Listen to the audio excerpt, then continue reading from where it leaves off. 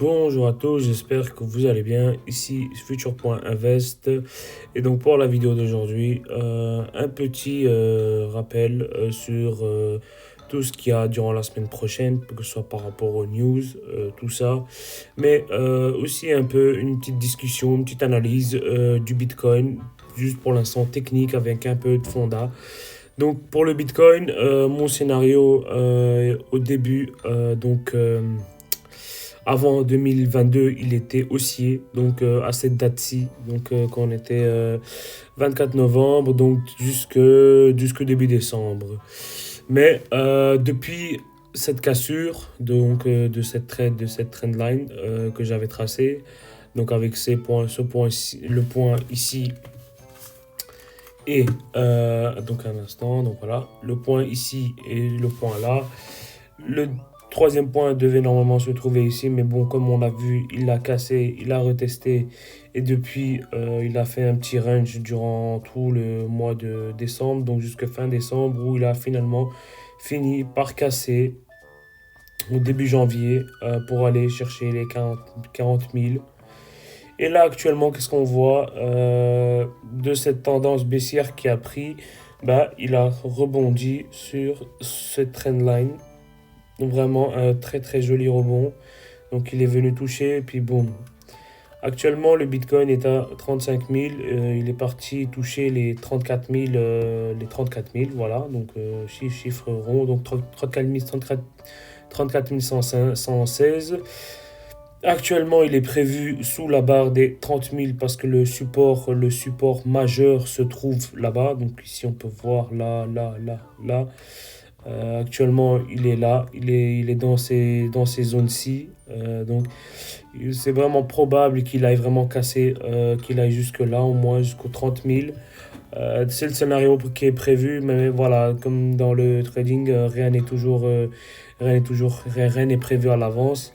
Il y a toujours quelque chose qui peut venir et boum, faire exploser le Bitcoin plus de 20%, 30%. Maintenant, avec tout ce qui se passe autour des crypto-monnaies actuellement, que ce soit dans la sphère, dans la sphère mondiale, que ce soit dans la Russie, l'Europe ou bien les États-Unis, où vraiment ça devient de plus en plus difficile pour les mineurs de miner le Bitcoin. Et avec tous les mauvaises hype qui contribuent aussi à vraiment une mauvaise image du Bitcoin.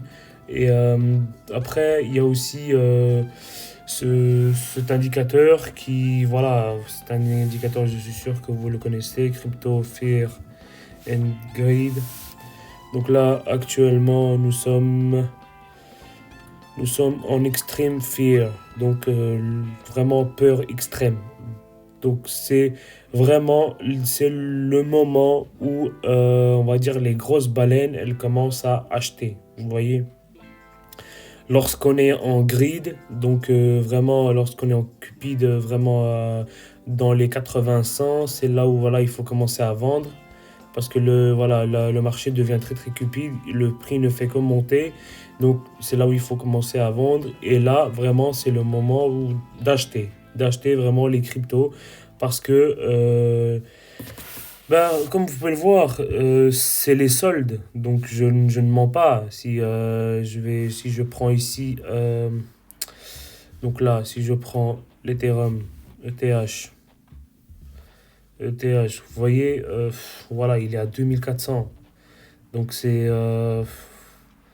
50% de chute. Vous voyez, il était à 4800, actuellement 2400, donc une chute de 50% de son plus haut. C'est vraiment comme j'aime bien l'appeler, c'est les soldes. Donc il faut se servir, mais il ne faut pas se servir n'importe quoi, n'importe comment.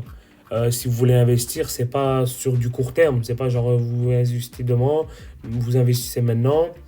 Et voilà, vous voulez que dans une semaine, 2 semaines, qu'il monte à 3000 ou 3500 et que vous voulez ressortir. Non, c'est sur du long terme. Il peut être amené à chuter encore plus, aller toucher les 1000, voire 1500, 1700. Mais il faut être prêt, quoi. Vous voyez, donc 1700, prochain support, 1700.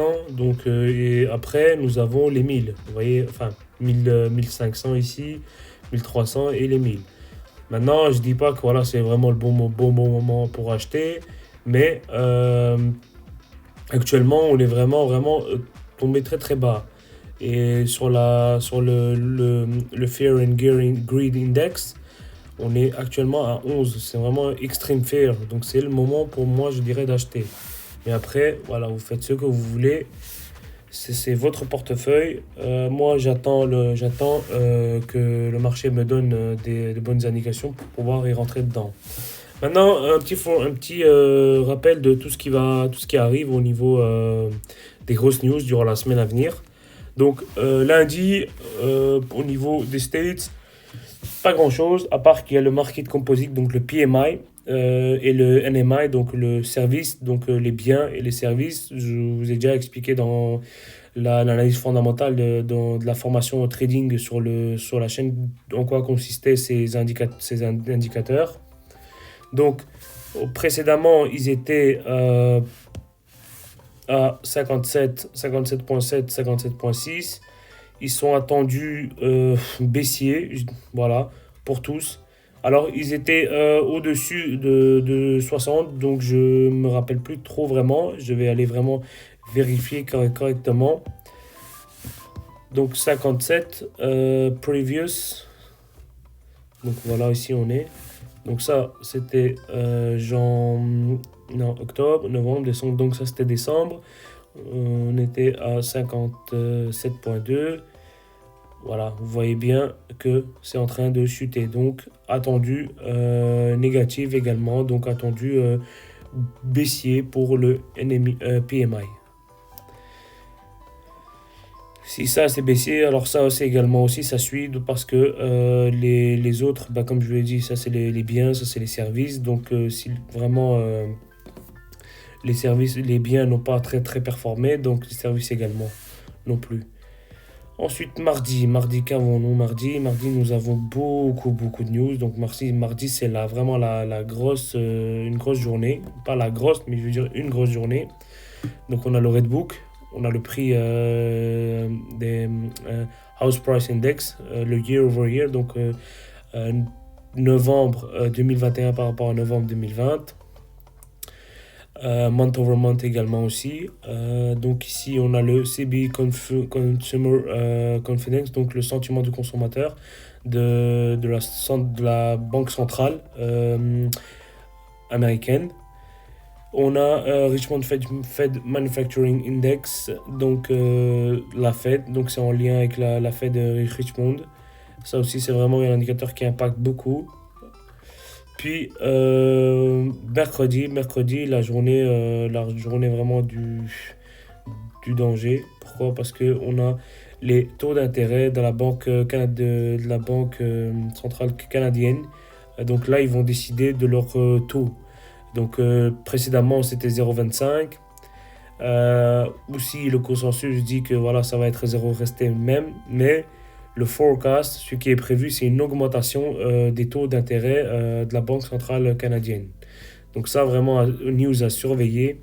Au niveau des États-Unis, nous avons la vente des maisons.